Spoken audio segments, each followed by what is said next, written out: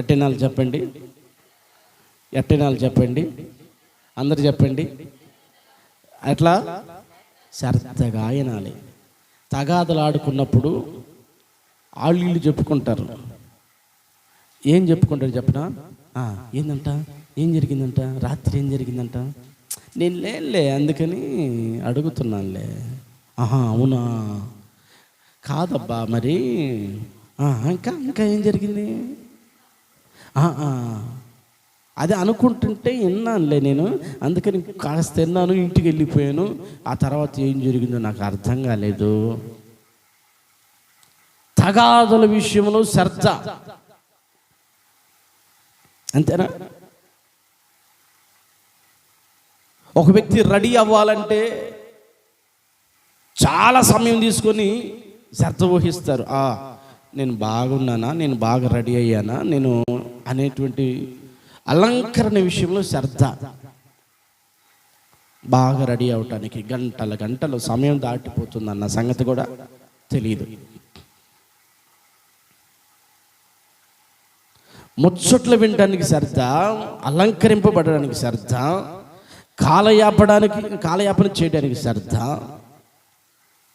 ఇట్లా దేవుళ్ళ గమనించండి, శ్రద్ధతో మనిషి ఎట్లా ఉన్నాడంటే జీవించుతూనే ఉన్నాడు, సాగిపోతున్నాడు. ఇక్కడ వాక్యం చదివిస్తుంది. అసలు మనిషి ఏ విషయంలో శ్రద్ధ కలిగి ఉండాలంట? చెప్పాలి. దేవుని వాక్యం వినటానికి శ్రద్ధ కలిగి ఉండాలి. కొట్టు కట్టిగా చప్పట్లు, దేవునికి మహిమ కలుగునగాక. దేవుని వాక్యం వినటానికి నీకు శ్రద్ధ ఉండాలి. ఎందుకంటే దైవజనుడు ఇక్కడ నిలబడి మాట్లాడుతున్నప్పుడు దేవుడే తన బలముతో నింపి, ఆత్మతో నింపి, జ్ఞానముతో నింపి, అభిషేకముతో నింపి, ఆత్మను కుమ్మరించి ఏ మాట ఏ రీతిగా ఎప్పుడు పలికిస్తాడో తెలియదు. అలాంటప్పుడు ఎట్లా ఉండాలి తెలుసా? అయ్యో, ఏ మాట నేను మిస్ అయిపోతానేమో, ఏ మాటకి నేను దూరం అయిపోతానేమో, ఏ మాటను నేను పోగొట్టుకుంటానేమో, ఏ మాట నేను దూరం అయిపోతే ఆ మాట నేను తిరిగి రాదు కదా, ఆ మాట నన్ను బ్రతికిస్తుంది, ఆ మాట నన్ను సరిచేస్తుంది, ఆ మాట నన్ను నిలబెడుతుంది, ఆ మాట నన్ను ఉత్తేజాన్ని కలిగిస్తుందని ఎట్టుండాలి చెప్పండి? శ్రద్ధగా దేవుని వాక్యం వినాల. నిద్ర ముంపు అనేది మనలో కనపడకూడదు. దేవునికి స్తోత్రం. చెయ్యెత్తి చెప్పాలి, గట్టిగా చప్పట్లు కొడుతూ చెప్పాలి. ఏముండకూడదు? నీ వాక్యమే నన్ను బ్రతికించెను, బాధలలో నెమ్మదినిచ్చెను.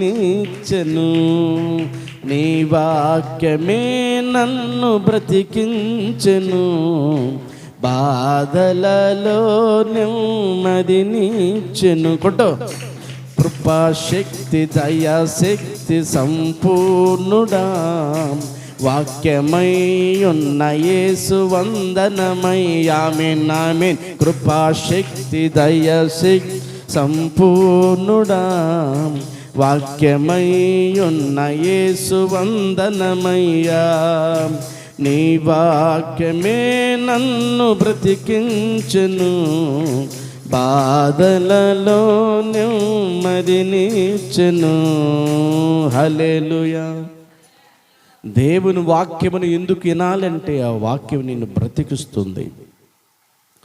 దేవుని వాక్యం ఎందుకు శ్రద్ధగా వినాలి అంటే ఆ వాక్యం మనల్ని బలపరుస్తుంది. దేవుని వాక్యం ఎందుకు శ్రద్ధగా వినాలంటే ఆ వాక్యం మనల్ని స్థిరపరుస్తుంది. ఆ వాక్యం మన హృదయంలోనికి రాగానే కార్యములను ప్రారంభిస్తుంది. హల్లెలూయా. అది మనుషుల మాట కాదు. ఎవరి మాట అది? దేవుని మాట. దేవునికి స్తోత్రం. కాబట్టి దేవుని మాట ఎలా వినాలి? ఎట్లా వినాలి? శ్రద్ధగా వినాలి దేవుని మాట. ఈ శ్రద్ధ అనే దాంట్లో మనం కొన్ని మాటలు మనం ధ్యానం చేస్తూ పోతే చదవండి ప్రియ దేవుని బిడ్డలారా. 2వ దినవృత్తాంతాలు గమనించండి, 29:11. 2వ దినవృత్తాంతాలు 29:11.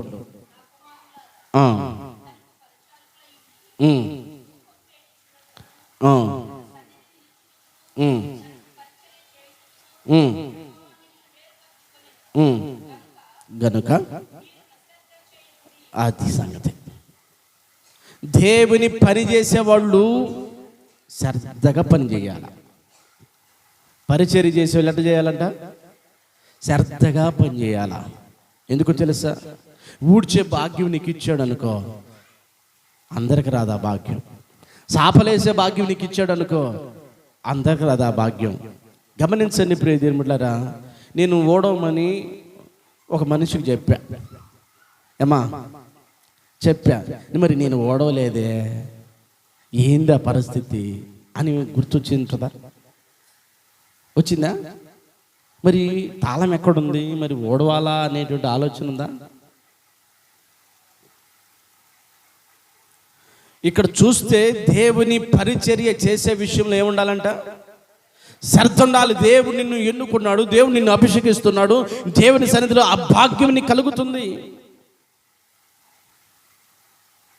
చాలామందికి దేవుని పని చేయటంలో ఇష్టం ఉండదు, దేవుని సన్నిధికి రావటంలో ఇష్టం ఉండదు, దేవుని సన్నిధిని చూడండి వచ్చి ఊడ్చడంలో ఇష్టం ఉండదు, సాపలేయటంలో ఇష్టం ఉండదు.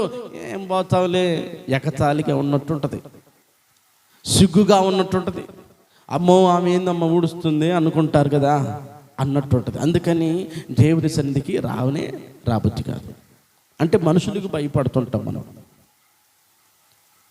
వాక్యం వినే విషయంలో శ్రద్ధ మనకి ఉంటే ఆ వాక్యం మనల్ని బలపరుస్తుంది. హల్లెలూయా. ఇక్కడ చదువుకున్నటువంటి మాట ఏ విషయంలో మనం శ్రద్ధ కలిగిన వారంగా ఉండాలా? పరిచర్య చేసే విషయంలో శ్రద్ధ ఉండాలి నీకు. ఏం పరిచర్య చేస్తున్నావు? పాటల పరిచర్య కావచ్చు, శ్రద్ధగా పాడు, దేవునికి స్తోత్రం కలుగునగాక. ఊడుస్తున్నావు, శ్రద్ధగా ఊడు, దేవునికి మహిమ కలుగునుగాక. చాపలేస్తున్నావు, శ్రద్ధగా చాపలే, దేవునికి మహిమ కలుగునుగాక. లేకపోతే ఇంకో పరిచర్య చేస్తున్నావు, ఇంకోటి ఏదో దేవుని పనిలో పరిచర్య చేస్తున్నప్పుడు శ్రద్ధగా పని చెయ్యాలి. వాక్యం ఉందా లేదా అక్కడ? శ్రద్ధగా పని చెయ్యాలి, శ్రద్ధగా పరిచర్య చేయాలి. ఏదో చెప్పారు అని కాదు అండి, ఏదో నీ పేరు చెప్పారని కాదు, లేకపోతే నీకు తాళం ఇచ్చారని కాదు. నువ్వేం చేయాలి తెలుసా? శ్రద్ధగా పని చెయ్యాలి, నీట్గా క్లీన్గా చేయాలి పని. శ్రద్ధగా పని చేయాలి.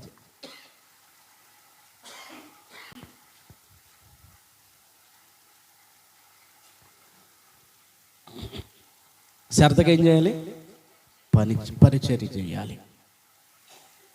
చాలామందికి పరిచర్య చేయటం బరువుగా ఉంటుంది, పరిచర్య చేయటం చాలా ఇబ్బందికరంగా ఉంటుంది. నీ మనసుకు నీకు అనిపించాలి, అయ్యో ఇన్ని సంవత్సరాల్లో ఈరోజు చీపురు పట్టుకున్న దాన్ని కాదే, ఇన్ని సంవత్సరాల్లో ఈరోజు నా వంతుగా ఒకళ్ళు చెప్పేది ఏంది. మాకు మునమాకులో ఉంటాడు ఒక ఆయన, అబ్రహాం గారని. ఆయన ఏం చేస్తాడు చెప్పనా? ఒకళ్ళు చెప్పకపోయినా పొలగెట్టి తీసుకుంటాడు, ప్రతిరోజు చర్చి ముందు ఊడుస్తాడు, దేవునికి స్తోత్రం మహిమ. ఏం చేస్తాడంటే ఆయన ఒకళ్ళు చెప్పాల్సిన పని లేదు, పాస్టర్ గారు చెప్పాల్సిన పని లేదు. ఆయన ఏం చేస్తాడంట? ఆయన చెబుతాడు, అయ్యా చర్చి ఊడిస్తేనేనయ్యా నాకు మనశ్శాంతిగా ఉండేది, చర్చి ముందు ఊడిస్తేనేనయ్యా నాకు మనశ్శాంతిగా ఉండేది. ఆ చర్చికి పోవడం వల్ల ఆయన మన దగ్గరికి వచ్చేది. అర్థమవుతుందా? ప్రార్థనకు వచ్చి దేవుడి దగ్గరికి మన దగ్గరికి వచ్చేది, కానీ వాళ్ళ చర్చి ఊడ్చి వస్తాడు. ఎందుకంటే ఫస్ట్ నుంచి కూడా నాకు అట్ట అలవాటయ్యా, ఆ చర్చిలో ఉన్నప్పటి నుంచి ఆ చర్చిలో ఊడ్చే భాగ్యం నాకుంది, ఊడుస్తూ ఉండేవాడిని, కాబట్టి ఇప్పుడు ఎందుకు మానుకోవాలా, కాబట్టి నేను ఊడుస్తానయ్యా అని ఇప్పుడు ఎదురుబడారు. ప్రతిరోజు శ్రద్ధగా దేవుని యొక్క సన్నిధిలో పోయి చక్కగా ఊడుస్తాడు. ఆయన ఎవరేమో అనరు, నువ్వు ప్రార్థనకు రావట్లేదు కదా మరి ఎందుకు ఊడుస్తున్నావు అని కూడా ఏమీ అనరు. కాబట్టి శ్రద్ధ ఉండాలి మనకి. ఏముండాలి చెప్పండి? శ్రద్ధ. వాక్యం వినటానికి శ్రద్ధ నీకు ఉండాలి. ఎప్పుడు ఏ మాట దూరం అవుతుందో నువ్వు తెలుసుకోవాలి. ఏ మాట నేను వినకుండా పోతానో, ఆ మాట వినకుండా పోతే నా జీవితం ఏమవుతుందో అని శ్రద్ధ కలిగిన వ్యక్తిగా నువ్వు ఉండాలి. రెండోది ఏముండాలి చెప్పండి? పరిచర్య చేసే విషయంలో చెప్పాలి. మూడో విషయాన్ని ప్రియ దేవుని బిడ్డలారా గమనించండి. సామెతలు 10వ అధ్యాయము 4వ వచనం. శ్రద్ధ గనక నీవు కలిగి ఉంటే నీ జీవితంలో దేవుడు చేయబోతున్న ఆశ్చర్యకరమైన గొప్ప సంగతి. 10వ అధ్యాయం 4వ వచనం. బద్ధకముగా పనిచేసేవాడు ఏమవుతాడంట? నడువు నొప్పి, నాకు కాలు నొప్పో, తల నొప్పి, ఏళ్ళు నొప్పులు, కీళ్ళు నొప్పులు అనుకునేవాడికి ఏముంటుందంట? దరిద్రం వస్తుంది. కాస్త అయినా 5 రూపాయలన్నా సంపాదించుకోలేవా? రోజుకి 10 రూపాయలన్నా సంపాదించుకోలేవా? దరిద్రత ఎందుకు కుటుంబంలోనికి వచ్చింది? కుటుంబంలో కరువు ఎందుకు వచ్చింది? కుటుంబంలో కష్టాలు ఎందుకు వస్తాయి? కుటుంబంలో శాపం ఎందుకు వస్తుంది? కుటుంబంలో ఆకలి దప్పులు ఎందుకు వస్తాయి? కుటుంబంలో వస్త్రహీనత ఎందుకు వస్తుంది? మనం దర్జాగా ఉండాలి, సంతోషంగా ఉండాలి, పనికి మాత్రం పోకూడదు. డబ్బులు మాత్రం రావాలా? ఎట్టొస్తాయి? వాక్యం చెప్తున్న మాట ఏంటి చెప్పండి? బద్ధకంగా పనిచేసేవాడు ఏమవుతాడు? దరిద్రుడు. నీ కుటుంబంలో దరిద్రత ఏలుబడి చేస్తుంటే నీకు జ్ఞానం రావట్లేదా? కనీసం రోజు మార్చి రోజైన పనికి పోదాం, రోజు మార్చి రోజైన ఒక 100 రూపాయలు సంపాదించుకుందాం, రోజు మార్చి రోజైన ఒక 50 రూపాయలు సంపాదించుకుందాం అనే ఆలోచన లేదా? కుటుంబం అప్పుల పాలై, కుటుంబం దరిద్రత పాలై, కుటుంబం సమస్యల పాలై, కుటుంబం కన్నీళ్లు పాలై, కుటుంబం చూడండి కరువు పాలైపోతున్నా కానీ చలనము లేనటువంటి వ్యక్తులకి చాలామంది ఉన్నారు. బ్రతుకు మీద తీపి లేని వాళ్ళు, బ్రతుకు మీద కాపురం మీద చూడండి శ్రద్ధ లేని వాళ్ళు, పిల్లల మీద, భర్త మీద, కుటుంబం మీద శ్రద్ధ లేని వాళ్ళు చాలామంది ఉంటున్నారు. అందుకని వాక్యం చెలవిస్తున్న మాట ఏంటంట? బద్ధకంగా పనిచేసేవాడు ఏమవుతాడు?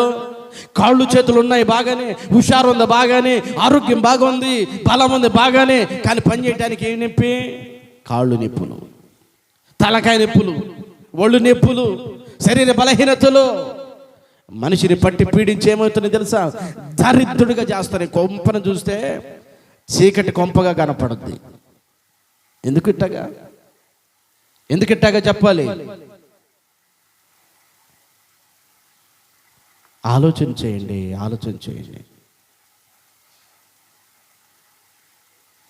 ప్రతి మనిషి సాధ్యమైనంత వరకు ప్రియమైన బిడ్డలారా పని చెయ్యాలి.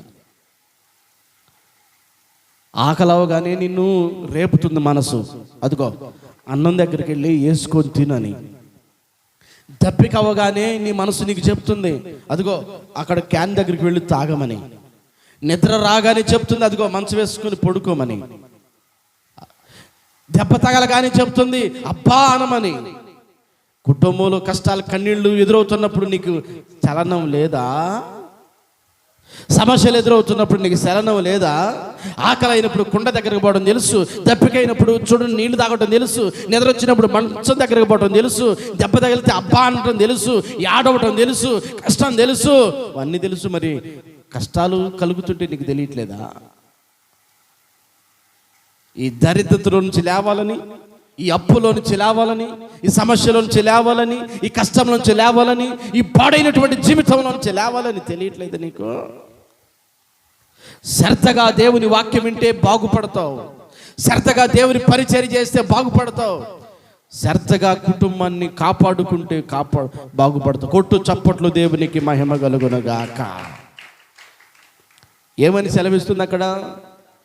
బద్ధకముగా పనిచేసేవాడు దరిద్రుడు అవుతాడు. చాలామందికి అర్థం కావట్లేదు. బద్ధకం బద్ధకం బద్ధకం బద్ధకం, నీరసం ఎందుకో? కాబట్టి క్రీస్తునందు ప్రియులారా అర్థం చేసుకోండి. దాని కింద మాట ఉంది, ఒక మాట ఏమని చెప్పండి? శ్రద్ధ గలవాడు. అది శ్రద్ధగా పనిచేసేవాడు ఐశ్వర్యం ధనవంతుడు అవుతాడు. కొట్టు చప్పట్లు దేవునికి మహిమ కలుగునుగాక. నువ్వు ఏదో ఒక రూపాయి రోజుకు నువ్వు సంపాదించాలని నువ్వు ఆలోచన కలిగితే లేదు, వారానికైనా ఒక 300 సంపాదించాలని నీకు ఆలోచన కలిగితే నీ కుటుంబ అవసరాలు తీర్చబడతాయి, నీ కుటుంబం సజావుగా సాగిపోతుంది. శ్రద్ధగా పనిచేసేవాడు ప్రియ దేవుని బిడ్డలారా ఏమవుతాడంట? ఏమవుతాడు చెప్పండి? ఐశ్వర్యవంతుడవుతాడు. దేవునికి మహిమ. కుటుంబం మీద ఒక బాధ్యత, కుటుంబం మీద ఒక ప్రేమ, ఆప్యాయత, అనురాగాలు ఉండాలా. ఇది ఇక్కడ చూడండి, ఈ మనిషి ఉన్నాడు, పొద్దున లెగిస్తే పని పని పని పని పని ఉరుకుతాడు. ఎందుకు? నా పిల్లలు ఉన్నారు, నా భార్య ఉంది, చిన్న పిల్లలు. నేను గనక మూల పడితే, నేను గనక పోకపోతే నా పిల్లలు తడవకి అన్నం అంటారు, తడవకి రూపాయి అంటారు. వాళ్ళని ఎక్కడ పస్తుంచాలి? ఆయన కూడా మనిషే, ఆయనకి నొప్పులు ఉంటాయి, ఆయనకి శరీర బలహీనత ఉంటుంది, ఆయన అలసిపోతాడు, ఆయన కూడా చేయలేకపోతాడు. కానీ ఎందుకు ప్రతిరోజు దేవుని పని చేయాల్సి వస్తుంది? ప్రతిరోజు ఎందుకు కూలి పని చేస్తున్నాడు? కుటుంబం రోజు ఆగితే కూలి ఆగిపోయింది, కూలి ఆగిపోతే తిండి ఆగిపోయింది, తిండి ఆగిపోతే పిల్లలు ఏడుస్తారు. అర్థమవుతుందా? ప్రతి భార్య, ప్రతి పురుషుడు తెలుసుకోవాల్సిన విషయం. కొంతమందిని మనం చూస్తూ ఉంటాం, చెనక్కాయలు అమ్ముకొని బతికేవాళ్ళు చాలామంది, చిగ్గి విడిసి హాస్పిటల్లో ఊడ్చేవాళ్ళు చాలామంది, బజారులో దీని బిడ్డ ఏదో ఒక పని ఎత్తుక్కునేవాళ్ళు చాలామంది. ఎందుకంటే నా పిల్లలయ్యా, నా పిల్లలయ్యా అని. బాధ్యత మరిస్తే ఎట్లా చెప్పండి? నా కుటుంబం అయ్యా, నా సంసారం అయ్యా అని కుటుంబంలో దీని బిడ్డరా ఒక బాధ్యత కలిగి ఉండాలి. శ్రద్ధగా పనిచేసేవాడు ఐశ్వర్యవంతుడవుతాడు, ఐశ్వర్యవంతుడవుతాడు. ఈ రోజున దీని బిడ్డలు గమనించండి, డోక్రా కట్టడానికి ఏం చేస్తావు చెప్పు? అమ్మో నెల వస్తుందని చెప్పి ఆ డబ్బులు దాచిపెట్టుకుంటావు, అవునా కదా? మరి అట్టాగని అయ్యో రేపొద్దున నా పరిస్థితి ఏంటి అని చెప్పి వృద్ధాప్యంలో ఉన్నవాళ్ళు డబ్బులు దాచిపెట్టుకుంటున్నారు, పెన్షన్ డబ్బులు దాచిపెట్టుకుంటున్నారు లేదా? మరి అట్టాగనే నా పిల్లల పరిస్థితి ఏంటని చెప్పి, లేకపోతే నా పరిస్థితి ఏంటని చెప్పి కుటుంబంలో దేని బిడ్డారా పొదుపుగా వాళ్ళ కోసం దేని బిడ్డారా వాళ్ళ ఖర్చుల కోసం చూడండి, రోజుకు వచ్చి ఒక 10 రూపాయలు దాచిపెట్టలేవా? వారానికి ఎంత అవుతాయి? మరేమో ఎంత అవుతాయి? 700 అవుతాయి కదా. 10 రూపాయలు సంపాదిస్తే రోజుకు 10 రూపాయలు దాచిపెడితే ఎంత అవుతాయి? వారానికి 700 అవుతాయి. ఎంత అవుతాయి అంట? 70 రూపాయలు. వారానికి ఒక 70 రూపాయలు మిగులుతాయి. 10 రూపాయలు సంపాదించి అన్ని పిల్లల కోసం అటు పెట్టలేవా? చెప్తున్నా వినండి, ఈ శరీరము పెద్దోళ్ళు చెప్తారు, ఈ శరీరాన్ని ఏం చేయకూడదు? సుఖపెట్టకూడదు. కష్టపడేటప్పుడు కష్టపడాలి, శ్రమ పడేటప్పుడు శ్రమ పడాలి, సుఖపడేటప్పుడు సుఖపడాలి. సోమరి అయిపోతే బ్రతుకు భారం అయిపోయింది. భారమాయే బ్రతుకున్నావా, చేరునా దరికినావా, భారమాయే బ్రతుకున్నావా, చేరునా దరికినావా. సుడులెన్నో శ్రమలెన్నో, సుడులెన్నో శ్రమలెన్నో, తరిమి తరిమి కొట్టగా నావా, దరికి చేరునా దారి మళ్ళునా, దరికి చేరునా దారి మళ్ళునా. భారమాయ బ్రతుకున్నావా, చేరునా దరికినావా. ఆమేన్. ఈ పాట చాలా సంవత్సరాలైంది రాసుకొని, మీకు తెలుసా పాట? చాలాసార్లు పాడాను. నా జీవితంలో ఎన్నోసార్లు శ్రమలు గుండా, అప్పులు గుండా, అవమానాలు గుండా ఎందుకు ఇలాగ జరుగుతుందని కన్నీళ్ళు పెట్టుకొని ఏడ్చుకొని, చూడండి ప్రియదేని బిడ్డలారా, ఏమీ లేక చూడండి, నీళ్లు పోసుకొని ఆ ఉల్లిపాయ వేసుకొని తింటుంటే ఆ కన్నీళ్ళు అన్నంలో పడితే అలాంటి పరిస్థితులు కూడా ఉన్నాయి. కాబట్టి శ్రద్ధగా ఏం చేయాలా? లేవాలి. కొట్టుగా చప్పట్లు, నిలబడు, శ్రద్ధగా నిలబడు, శ్రద్ధగా దేవుని వాక్యం విను, శ్రద్ధగా దేవుని పని చేయి, శ్రద్ధగా కూలి పని చేయి, శ్రద్ధగా నీ కుటుంబాన్ని కాపాడుకో, శ్రద్ధగా నువ్వు పని చేసి, శ్రద్ధగా నువ్వు నిలబడి, శ్రద్ధగా నీ పిల్లల విషయంలో, శ్రద్ధగా నీ భర్త విషయంలో, లేకపోతే నీ భార్య విషయంలో, నీ కుటుంబ విషయంలో, ప్రతి విషయంలో శ్రద్ధ కలిగి ఉంటే నీ జీవితంలో కలిగే మార్పు ఏంటి తెలుసా? చెప్పాలా? ఐశ్వర్యవంతుడు అవుతావు. దేవునికి మహిమ కలుగును గాక. హల్లెలూయా.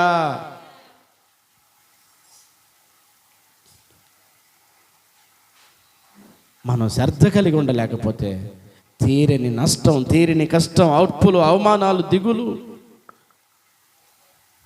ఎదుర్కొనే పరిస్థితి మన జీవితంలో ఎదురైంది. అర్థమవుతుందా? కాకి ఉంది. కాకి జ్వరం వచ్చిందంట. ఆ కాకేమో పిల్లలు చేసింది. ఇప్పుడు ఆ పిల్లలకి ఆహారం ఏమి పెడతారు? పావురావు పోయి పిల్లలు పెట్టి ఆహారం పెట్టిద్దా? గోబోయి పిల్లలు ఆహారం పెట్టిద్దా పిల్లలకి? మరి ఎవరు పెట్టాలా? కాకి పెడితేనే అవి తింటాయి. అవునా కదా? బాగలేకపోయినా ఆరోగ్యం పని ఉందరా, బాగలేకపోయినా ఎలాంటి సమస్యలున్నా ఆ పిల్లలకి ఆ కాకి అన్నం పెడితే ఆ పిల్లలు పోషించబడతాయి. కొట్టు చప్పట్లో దేవునికి మహిమ. నేను చెప్పే మాట తెలుసా? నీవు కూడా ప్రియ దేవుని బిడ్డలారా, నీ కుటుంబం కోసం పాటుపడినప్పుడు, ప్రయాసపడినప్పుడు నీ కుటుంబం సజావుగా సంతోషంగా సాగిపోతుంది. ఎంతమంది పని చేసుకోవట్లేదు? ఎందుకు? దరిద్రత కుటుంబాల్లో ఏలుబడి చేస్తుంది చెప్పండి. అర్థమవుతుందా? కాబట్టి శ్రద్ధగా ఏం చేయాలంట? ఉంటే ఐశ్వర్యవంతుడు అవుతాడు. ఇంకా మనం చదువుకుందాం. ఇప్పుడు ఏదైనా ఆలోచన చేయండి. 12వ అధ్యాయం 24వ వచనం. 12:24. శ్రద్ధగా పని చేయవాడు ఏలుబడి చేస్తాడు. అమ్మా, దేవుని పని పట్ల శ్రద్ధ ఉంటే నీకు దేవుని పనిలో ముందుంటాం. ఈరోజు ప్రార్థన ఉందని మీ అందరికి చెప్పాలా? ఆదివారం ప్రార్థన ఉందని చెప్పాలా? శనివారం ప్రార్థన ఉందని చెప్పాలా? మంగళవారం ప్రార్థన ఉందని చెప్పాలా? లేదు శుక్రవారం ప్రార్థన ఉందని చెప్పాలా? నీకు తెలిస్తే నీలో ఏముండాలి తెలుసా? శ్రద్ధ కనపడాలా. ఏం కనపడాలా? శ్రద్ధ కనపడాలా. పాస్టర్ గారు ఈరోజు ప్రార్థన ఉందా? అడిగే స్థితిలోనికి నువ్వు రావాలి. శ్రద్ధ ఉంటే దేని పట్ల? వాక్యం పట్ల, భక్తి పట్ల, విశ్వాసం పట్ల, సేవకుని పట్ల, దేవుని పట్ల, మందిరం పట్ల నువ్వు ఏం కలిగిన వ్యక్తిగా ఉంటే ఫోన్ చేయాలా? పాస్టర్ గారు ఈరోజు ప్రార్థన ఉందా? ఏది? సాతాను ఏం చేస్తున్నాడు తెలుసా? మీ మనసుల్లో కలవరాన్ని పుట్టించి దేవుని పనికి దూరం చేస్తున్నాడు. అమ్మా, ఈరోజు ప్రార్థన ఉందమ్మని రాండి అని చెప్పి మేము చెప్పాలి. మీకు ఏమన్నా చెప్పండి. నీలో ప్రార్థన ఉంటే ఆ ప్రార్థన నిన్ను బలపరుస్తుంది. నిన్ను నిద్రపోనీదు, నిన్ను కూర్చోనీదు, నిన్ను మెదలకుండా చూడండి ఏ పట్టినట్టు ఉండనీదు. నీలో మంట రేపినట్టు రేపుతుంది. దేవునికి మహిమ కలుగునగాక. ఏముంటే? శ్రద్ధ ఉంటే. భక్తుడైనటువంటి దావీదు అంటాడు, నేను చిరకాలం నీ మందిరంలో నివాసం చేయాలని నా కోరికయ్యా అన్నాడు. అవును, దేవుని మందిరంలో నివాసం చేయాలంటున్నాడు. ఇంకో భక్తుడు ఏమన్నాడు? భక్తిహీనులతో నివసించుట కంటెను నీ మందిరావరణములో ఒక్క దినము గడుపుట 1000 దినాల కంటే శ్రేష్టమైనది. వేయి దినాల కంటే సౌండ్ పెట్టు మీ శాశ్వత కృపను నేను తాళంచగా కనుక తిని నీ సన్నిధిలో కానుక నైతిని నీ సన్నిధిలో శాశ్వత కృపను నేను తాళంచగా. హల్లెలూయా. ఎక్కడ ఉండాలంట ఆయనకి ఆశ?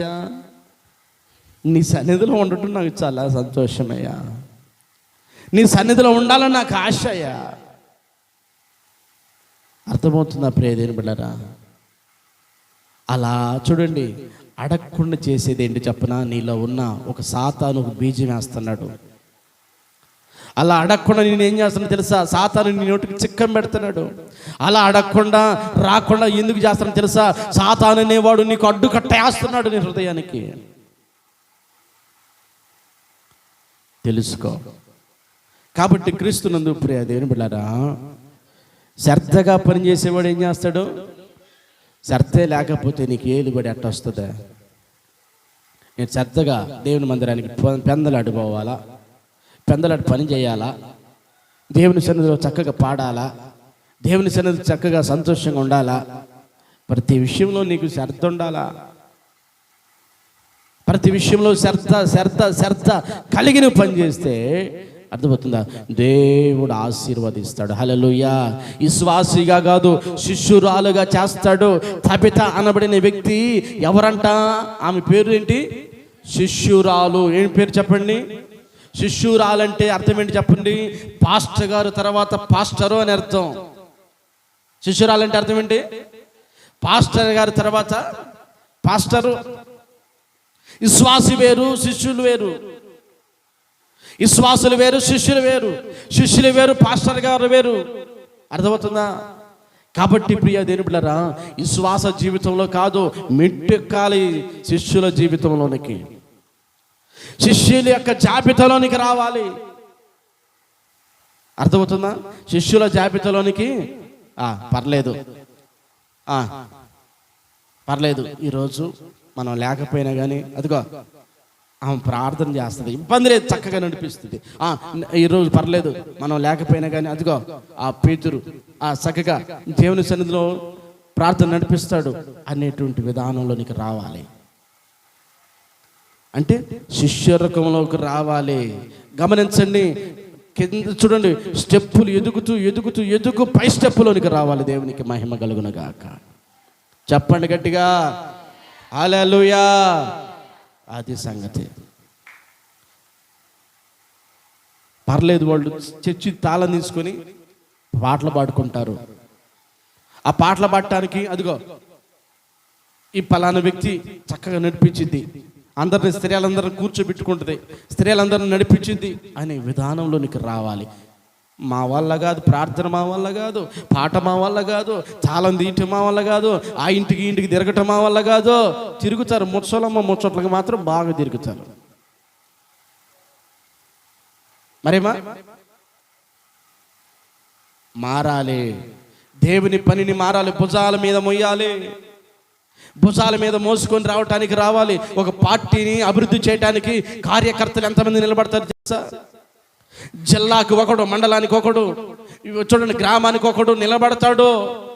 ఇప్పుడు గమనించండి, ఇక్కడ మనూరులో పవన్ కళ్యాణ్ ఫ్యాన్స్ అధ్యక్షుడు ఎవరు అనుకుంటున్నారు చెప్పండి?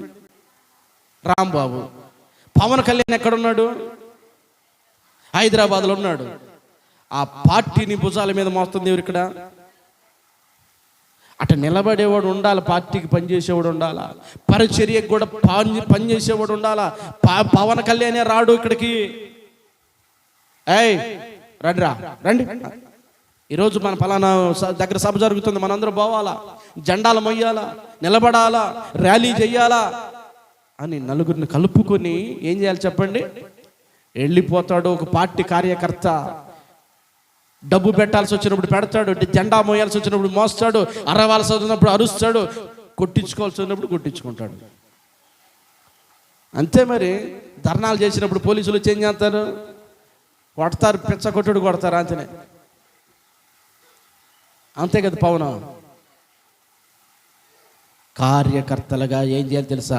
ఒక పార్టీ కోసం దేని బిడ్డలారా, ఒక కార్యకర్త ఎంత పని చేస్తాడో దేవుని పని కోసం అలా పని చేయాలి.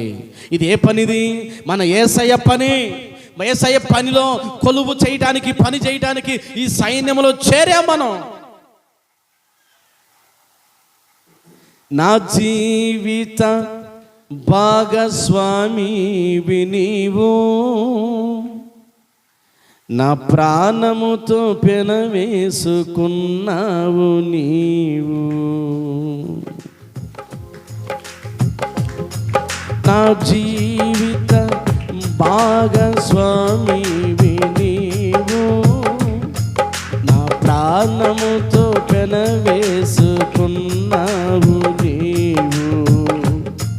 నాకే సమృద్ధి గాని కృపను పంచ కొట్టుగట్టుగా, నా యేసు రాజ కృపా సాగర అనంత స్తోత్రార్హుడా. నా యేసు రాజ కృపా సాగర అనంత స్తోత్రార్హుడా. ఆమేన్ ఆమేన్.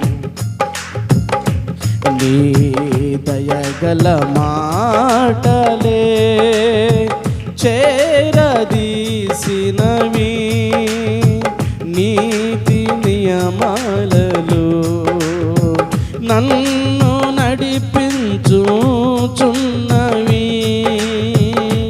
నీ దయగల మాటలే చేరదీసినవి,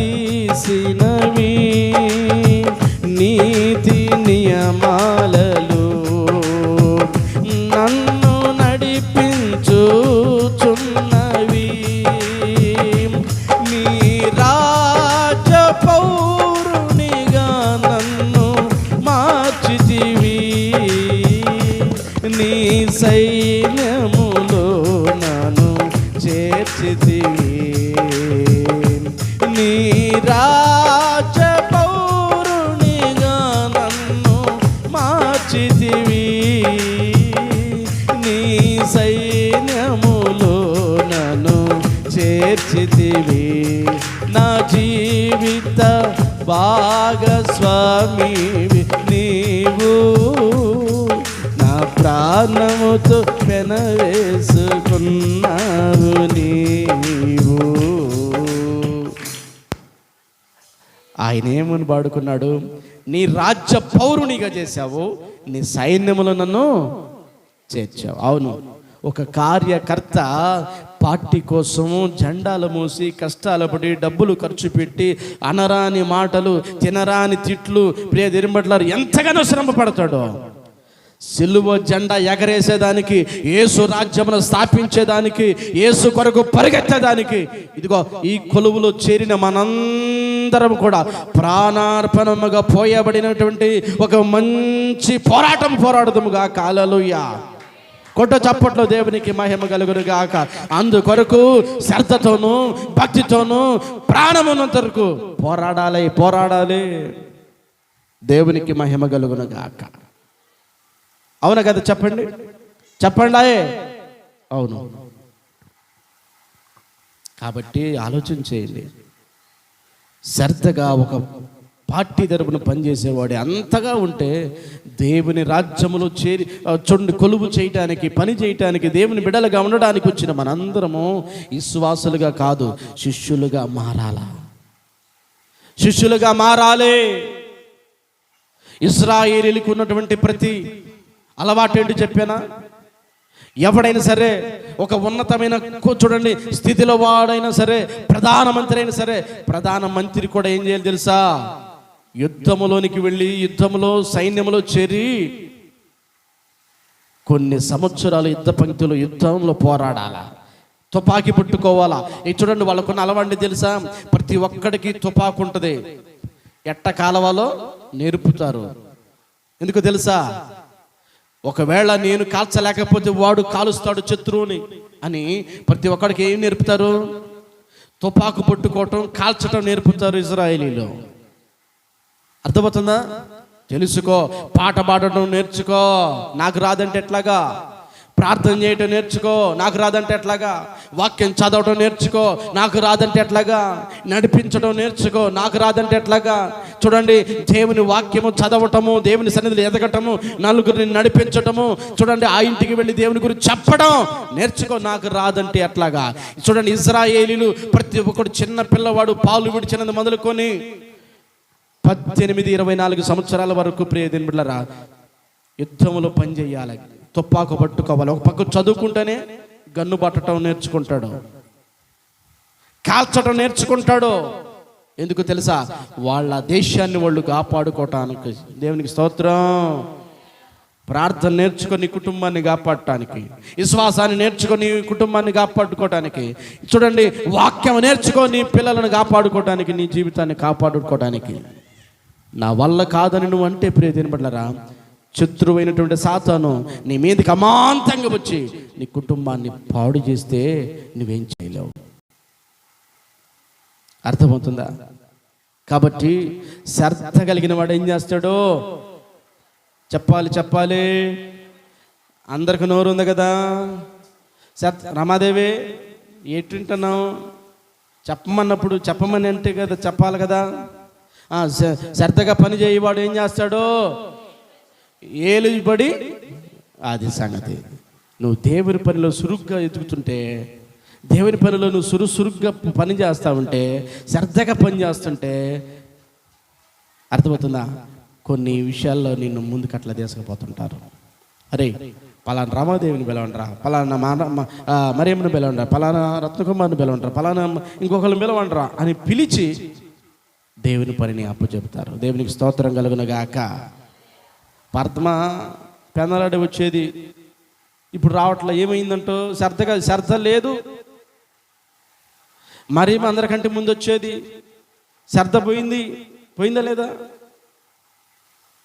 మనుషుల కోసం కాదు, దేవుని కోసం శ్రద్ధ కలిగి ఉండాలి దేవుని పట్ల.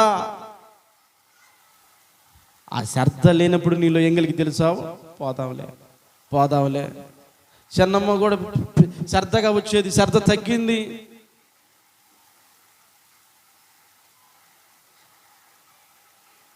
అంతే, వాక్యంలో అర్థమైపోయింది అందరికీ. శ్రద్ధ ఉండాలి. దేవుని వాక్యం వినటానికి శ్రద్ధ ఉండాలా, దేవుని సన్నిధికి రావటం శ్రద్ధ ఉండాలా, దేవునికి భయపడటంలో శ్రద్ధ ఉండాలా, దేవుని పని చేయటంలో శ్రద్ధ ఉండాలా, వాక్యం చదవటంలో శ్రద్ధ ఉండాలా, పాటలు పాడటంలో శ్రద్ధ ఉండాలా, నేను ఓడవాలని శ్రద్ధ ఉండాలా, నేను చక్కగా అమర్చాలా, సరి చెయ్యాలా, శుభ్రపరచాలని శ్రద్ధ ఉండాలా. నా వంతు నేను కూడా ₹1 ఖర్చు పెట్టాలని శ్రద్ధ ఉండాలా. దేవునికి స్తోత్రం. హల్లెలూయా, హల్లెలూయా, హల్లెలూయా. నీ పరిచర్యను తుదముట్టించుటేనా నియమమాయేనే. పెట్టాలా? పెట్టు, నువ్వు కొడతానే ఉండు గట్టిగా. ఆమీన్, ఆమీన్.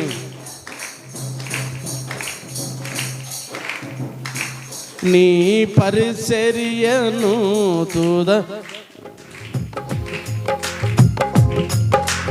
కొట్టు గట్టిగా అందరూ. నీ పరిచర్యను ముట్టించుటేనా నియమమాయేనే. నీ సన్నిధిలో నీ పొందుకోరి నీ వారసుడానైతే. ఆమేన్, స్తోత్రం. నీ పరిచర్యను తుదముట్టించుటేనా నియమమాయేనే.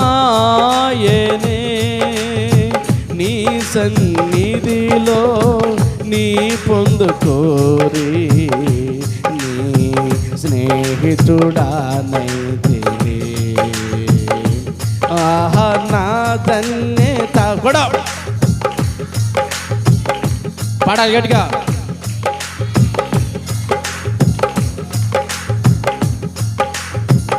ఏమని వివరింతు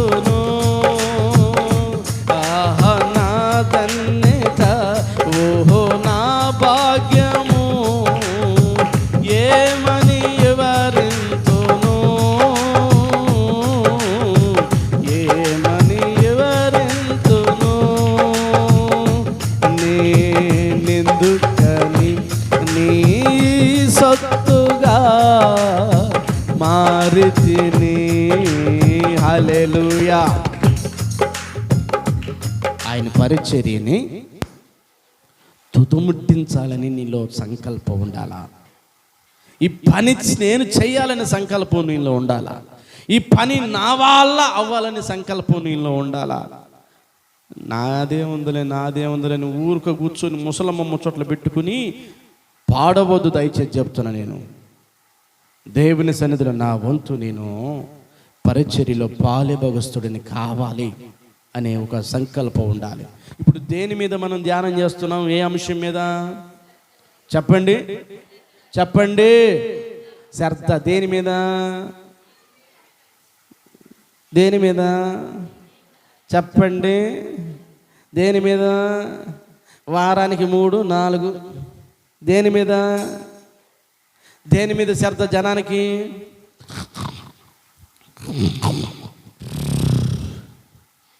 నిద్ర మీద శ్రద్ధ, తిండి మీద శ్రద్ధ, బట్టల మీద శ్రద్ధ. చూడండి, ఏం శ్రద్ధ ఉంది నీకు? దేవుని వాక్యం వినటానికి శ్రద్ధ ఉందా? దేవుని సన్నిధిలో ప్రియదిన పరిచర్య చేయడానికి శ్రద్ధ ఉందా? దేవుని సన్నిధిలో ప్రియదిన బిడ్డ చూడండి, ఈ కష్టం ఎందుకు, ఈ దిగులు ఎందుకు అని చెప్పి పని చేయటానికి నీ కుటుంబంలో శ్రద్ధ ఉందా నీకు? భర్త ఒక్కడే కష్టపడతారు కొంతమంది జీవితంలో. ఈ భార్య మాత్రం నేను రానయ్యో, మరి ఏం పని చేస్తామా, నాగేసు బ్యార్నీళ్ళకి పోదామమ్మా ఈసారి అంటాడు. ఏ రమ్మంటది, నేను రానయ్యో. అమ్మాయి బ్యార్నీళ్ళకి పోతే 2 లక్షలు వస్తాయమ్మా, 3 నెలలేగా. నేను రానయ్యో. ఈ ఆంధ్ర పనికి పోయిన వాళ్ళందరూ అక్కడే ఉండారు, ఇంకా రాలా ఇంటికి. ఏమంటాం? పనికి పోయిన వాళ్ళందరూ ఆడే ఉండారు ఇంకా.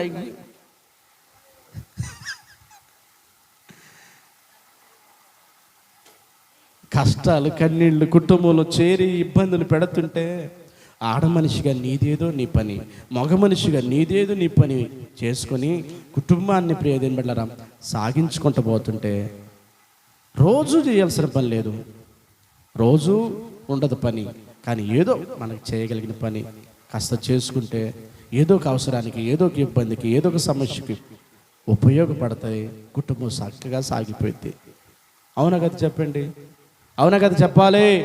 నేను ఇంకొక వాక్యాన్ని చూపించి నేను వాక్యం ముగిస్తాను. చదవండి, రోమీయులకు రాసిన పత్రిక 12:13. చాలా విషయాలు ఉన్నాయి కానీ రోమీయులకు రాసిన పత్రిక 12వ అధ్యాయం 13వ వచ్చిన భాగం చదువుకుందాం. దేని యందు మనం శ్రద్ధ కలిగి ఉండాలి? పరిశుద్ధుల అవసరాలలో పాలు పొందుచు శ్రద్ధగా ఆతిథ్యము ఇచ్చుచుండుడి. ఎట్ట ఇవ్వాలంటమ్మా శ్రద్ధగా? ఏమివ్వాలా? అమ్మా ఇటు చూడండి ఒకసారి, అందరు నాకెళ్ళి చూడండి. ఇక్కడ రాయబడిన విషయం ఏంటి చెప్పండి అంటే, చూడండి చదువుతున్నాం కదా, పరిశుద్ధుల అవసరములలో పాలు పొందుచు శ్రద్ధగా ఆతిథ్యము ఇచ్చుచుండుడి. శ్రద్ధగా ఆతిథ్యం ఇచ్చుచుండాలా? కానుకేయాలంటే కష్టం, దశం భాగం ఇవ్వాలంటే కష్టం, బియ్యం తీసుకురావటం అంటే కష్టం. అవునా? మొక్కుబడి కానుకలు ఇవ్వాలంటే కష్టం. ఇప్పుడు ఇంకొకటి తయారైంది ఏంటి, జగనన్న చేయుత అని చెప్పి 18,000 ఎంత 18,700 500 అమ్మాయి ఇచ్చారుగా, 18,000.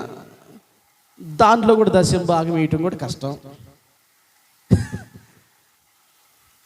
18,000 నీ అకౌంట్లో పడి ఇస్తుంటే దశమ భాగం వేయటానికి కూడా నీ చెయ్యి బెగబట్టుకొని ఆతుని ఈ చెయ్యి తెరుచుకుంటుందా వేళ్ళు అని చెప్పి ఆతుని కరెంటు వైర్లతో ఆతుని బిగిచ్చేస్తున్నారు, నట్లు బోట్లోని బిగిచ్చేస్తున్నారు ఆతుని గట్టిగా.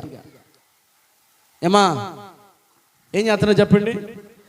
ఏమి పని చేయకుండానే ప్రభుత్వం నిన్ను కనికరించి నీ అకౌంట్లో 18,000 రూపాయలు వేస్తే కనీసం దశం భాగం వేయటానికి ఈ చెయ్యికి ఏం చేస్తున్నారు? బోల్ట్ ఫిట్టింగ్ చేస్తున్నారు. ఇక ఇటు తీర్చుకోకుండా ఇంక తీరవకూడదు ఈ చెయ్యి. పరిశుద్ధుల అవసరాలలో ఆతిథ్యం ఇచ్చే విషయంలో శ్రద్ధగా ఉండాలా. నువ్వు తింటున్నప్పుడల్లా పరిశుద్ధులు గుర్తు రావాలి.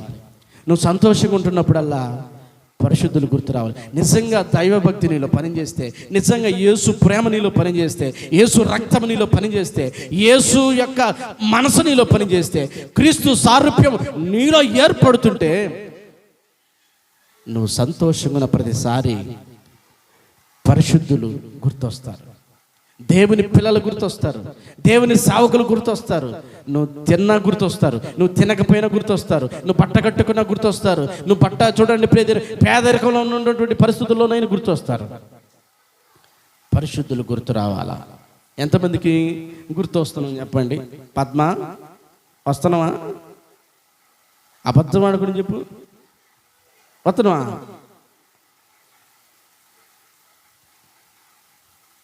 కష్టం మనకే లేకపోతే మనమే ఆడిద్దాం, మనకే లేకపోతే మనమే ఆడ చేయితో ఆపుదాం, మనకే లేకపోతే మనమే ఆడ గుప్పిలిప్పుదాం, మనకే లేకపోతే ప్రియదేని బిడ్డారా మనం ఎలాగ ప్రోత్సహిద్దాం.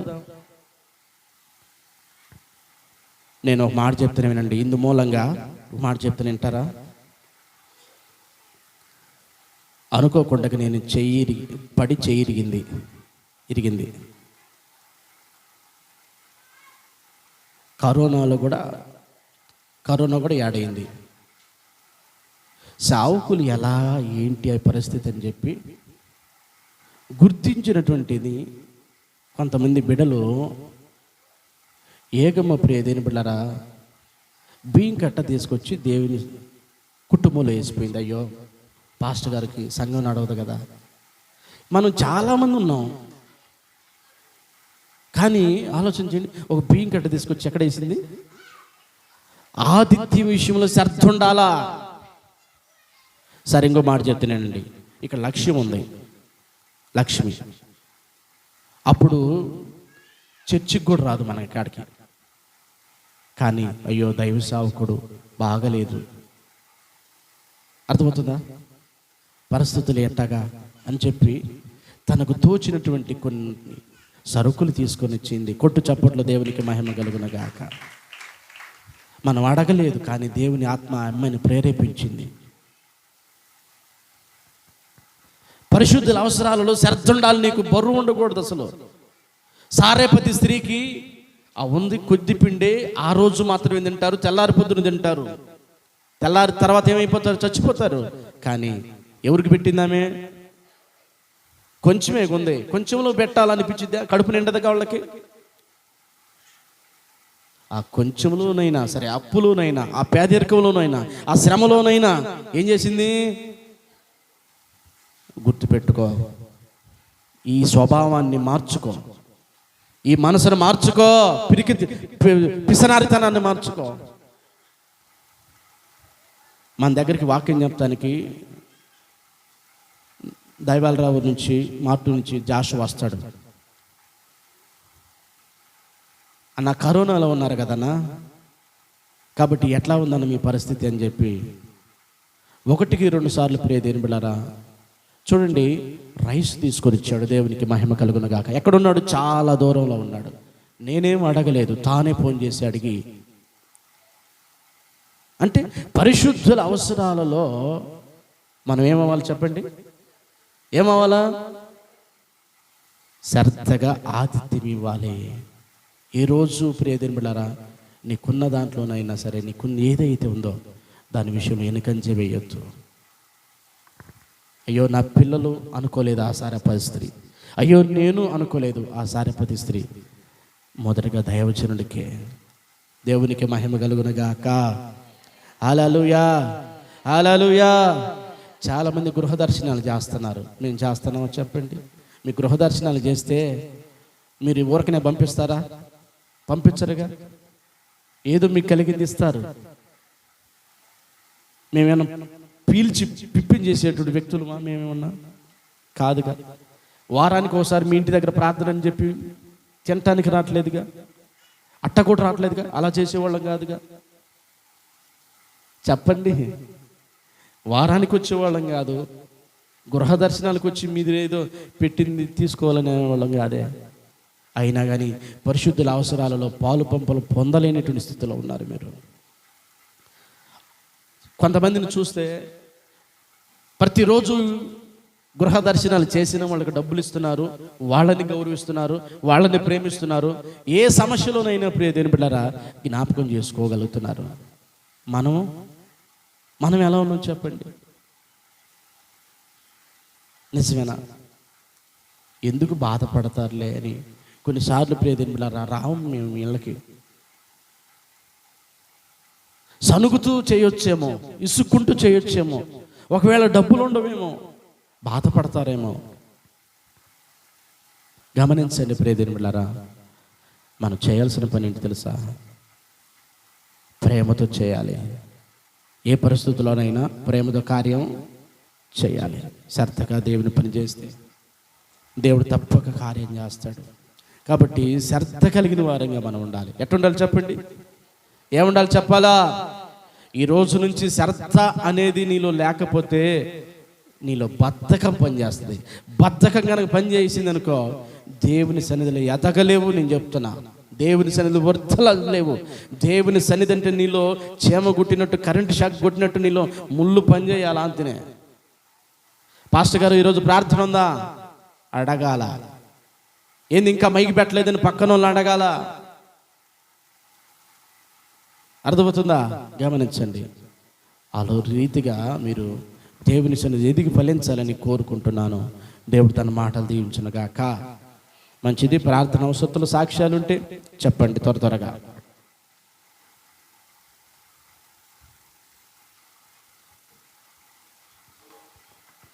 చెప్పాలి, త్వరగా చెప్పండి. ప్రార్థన అవసరం ఏమి లేవా?